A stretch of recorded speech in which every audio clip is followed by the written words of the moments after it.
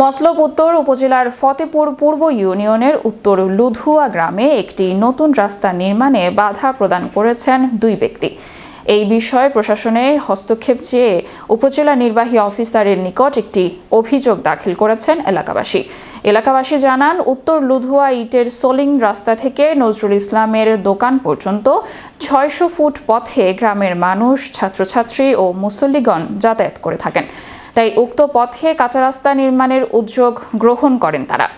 এর মধ্যে ৫০০ ফুট রাস্তা নির্মাণ কাজ শেষ হয়েছে, বাকি ১০০ ফুট রাস্তা নির্মাণে বাধা প্রদান করছেন রুহুল আমিন ও নজরুল ইসলাম। আব্দুল আওয়াল বলেন, জনগুরুত্বপূর্ণ হওয়ায় আমরা এলাকাবাসী রাস্তা নির্মাণের উদ্যোগ নিয়েছি।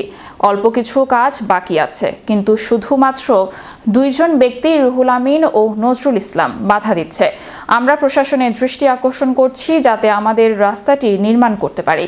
এদিকে রুহুল আমিন ও নজরুল ইসলাম বলেন, এই পথ দিয়ে সবাই চলাচল করছে, কাউকে বাধা দেয়নি, কিন্তু আমাদের জায়গা জমি কম থাকায় রাস্তা নির্মাণের জন্য জায়গা দিতে পারবো না।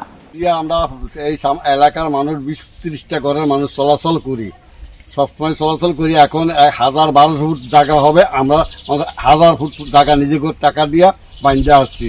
এখন সামনের ১-১৫০ ফুট জায়গা দুইজনে বাধা দিয়ে আমাদেরকে আটকে রাখছে, সামনে বেড়া বোঝা দিয়ে আসছে। বাধা দেওয়ার কারণে আমাদের বাচ্চাদের স্কুলে যাওয়া সমস্যা, মসজিদে যাওয়া সমস্যা, আর একটা লোক অসুস্থ হইলে যে নিয়ে যাইব সেইটাও এরকম কোনো সুযোগ সুবিধা নেই। আর একজন মানুষ মারা গেলে যে একটা খাট নিয়ে যাইব সেইটাও সম্ভব না। একজন হচ্ছে রুহুল আমিন, একজন নজরুল ইসলাম।